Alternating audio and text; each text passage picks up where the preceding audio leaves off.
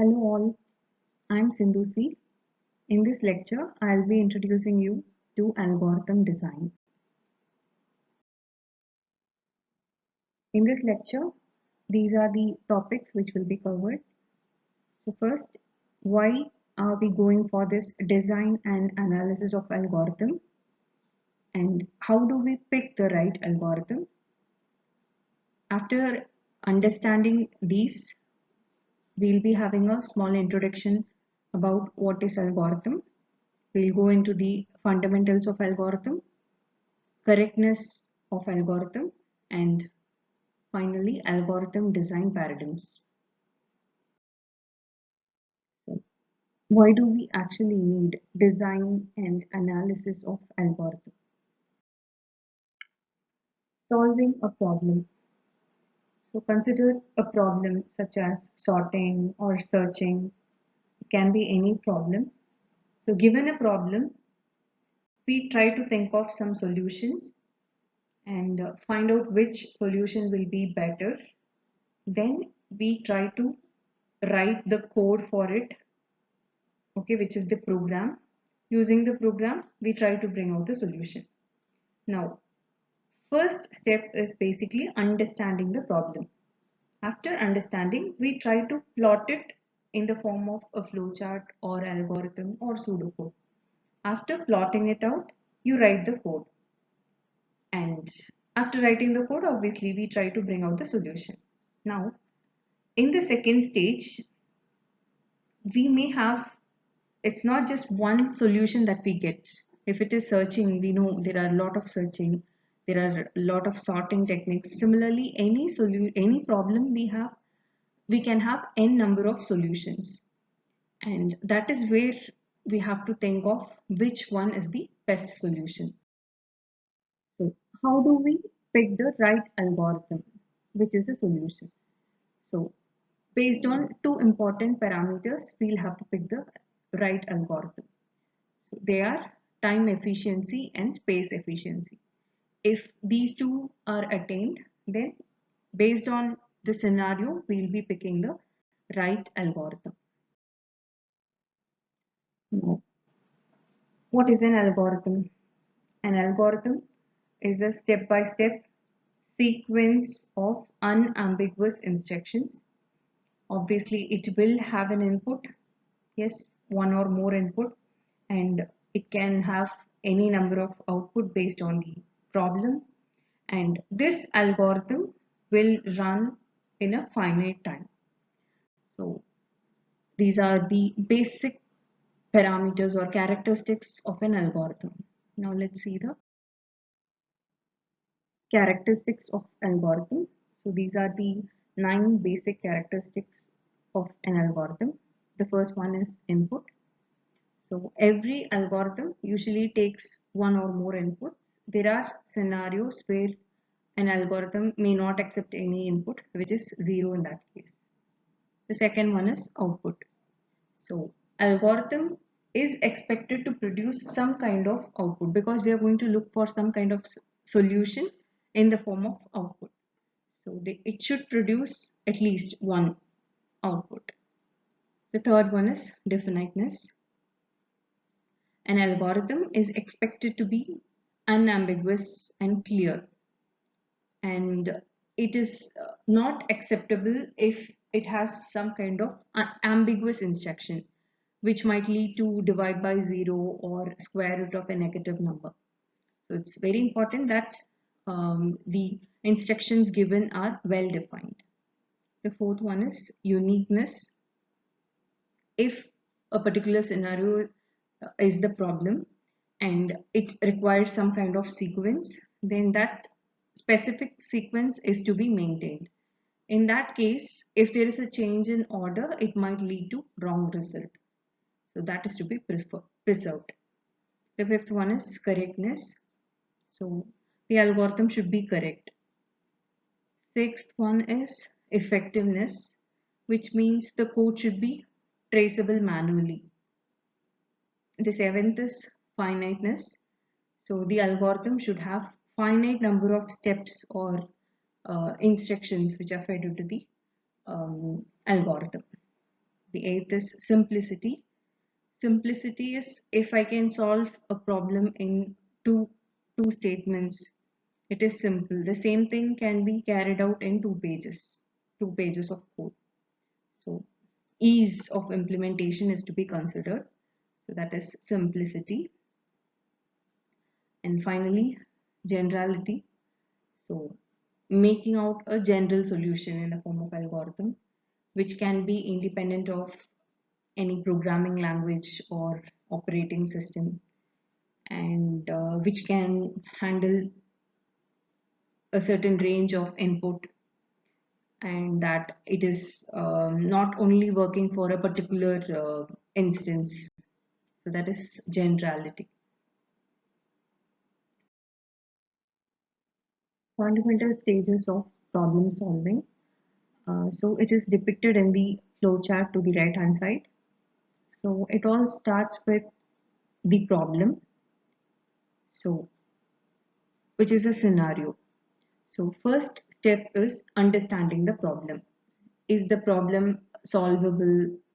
Will it be feasible to solve it? So understanding the detailed problem statement is very important, and so that with this stage we'll get a better insight into the problem. So that is the very first stage, understanding the problem. The second one is planning. So planning how the algorithm is to be made, which is the solution to this problem. So to this we have two dimensions. The first one is computational model and the second one is data organization. So when it is a computational model, what kind of operations are to be performed, what will be the input, what will be the actual process which will happen, and what will be the output. So deciding this is the computational model. So the second dimension to this planning is data organization. So which kind of data structure is to be used for this input, processing and output. So that is data organization. So keeping these two, the computational model and the data organization in mind, we will be planning the algorithm. The third one is the algorithm design. When it comes to designing an algorithm, again we will have two things to keep in mind. The first one is the algorithm design, the second one is the algorithm specification. So algorithm design is the strategy how to develop an algorithm. The second one, which is algorithm specification, is how do we specify the algorithm, in what way? Is it just natural language, or will it be a programming model, or will it be a pseudocode? In what way are we going to specify this algorithm? So that is how we are going to design the algorithm. Now the fourth one is algorithm correctness. So when it comes to correctness, we'll be taking two dimensions to it. One is validating, the other one is verifying.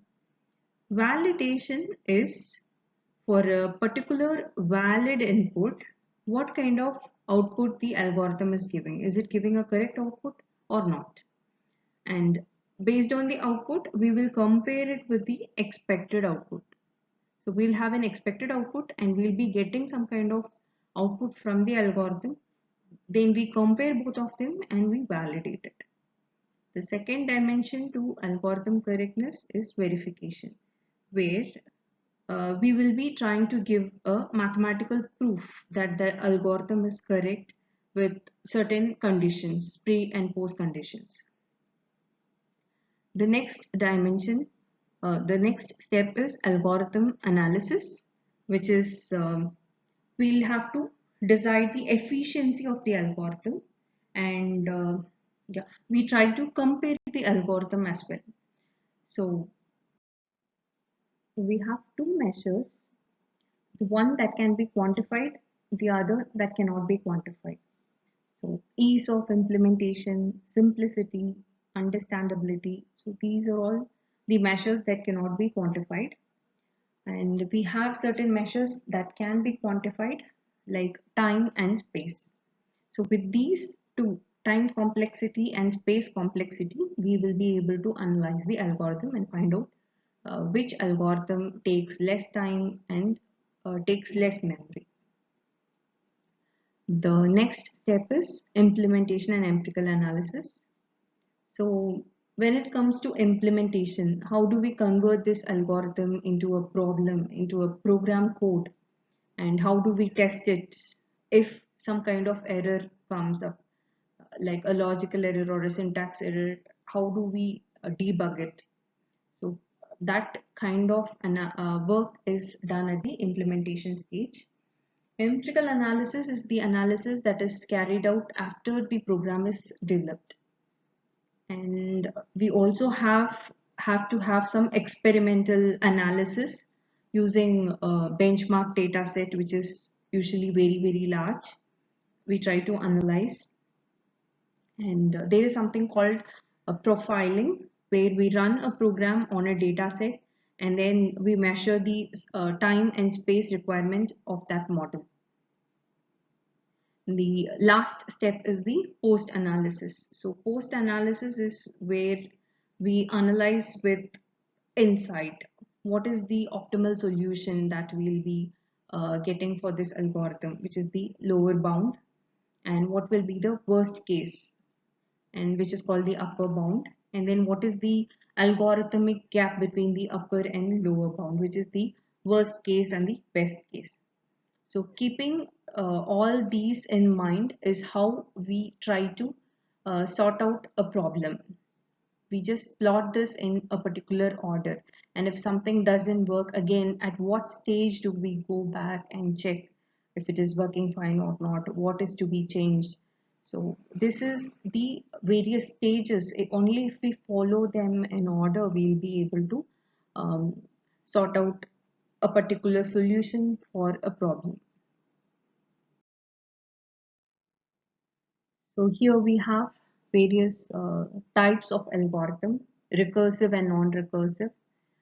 The algorithm which is made for exact solution, approximate solution, and we have deterministic and non-deterministic algorithm. So recursive algorithm is take a problem and we try to reduce it and repeat certain statements again and again until the problem is solved. And this reduces the number of lines of code that we write. So with the same line which is there, we try to make a loop out of it. Then you have the non-recursive algorithm, which does not rely on any looping code, and usually it does not have any loop like for, while, or do while, whatever. Then you have the exact algorithm, which usually tries to find an exact solution to a particular problem. And then we have the approximation algorithm, which is used to finding some approximate solution to a problem. Then you have the deterministic algorithm, which gives same result for a this deterministic algorithm gives some result for some specific input. And non-deterministic is you have some random choice of input, and based on that random choice, the conditions can also be random, and you get some random output. So this is done usually when you have some when you're doing some kind of random quality check on, say, products in industry or so. So that is where this non-deterministic algorithm comes handy. Designing the algorithm, it can be done in two ways. So this is also called as the algorithm design paradigms. So we have two approaches. The first one is the top-down approach. The second one is the bottom-up approach. So in top-down approach, we start from the top to the sub-problems. And in bottom-up approach, we start from the sub-problems and move up. The second difference is The efficiency of top-down approach depends on dividing the work, and the efficiency of bottom-up approach depends on the integration of these sub-problems. And the third one is, in top-down approach, you have redundant computation because you have to again and again, further and further, you have to divide them so that you get minimal small sub programs and you try to sort out the solutions for them. And in bottom up, usually the computation is reusable because you already started the sub problem solving, and then you use the same method to do the integration. And the fourth point is, in top-down approach, you find it difficult to do the testing because in certain cases you have the overall problem, but there are certain sub-problems which might not have undergone the full solving steps. Something might stand incomplete, but the same thing is easier in bottom-up approach. So these are the two different paradigms how this algorithm is being designed, either top down or bottom up. Yes. So now we have discussed about algorithms. So this pseudocode is also something which is closer to an algorithm. It is a generic way of describing an algorithm, and it is independent of any programming environment. It also supports selection, decision, and repetition. All these three important core of programming. So these strategies also pseudocode supports, and it takes in structured English and mathematical notations. And it is easier to understand, analyze, and debug pseudocode.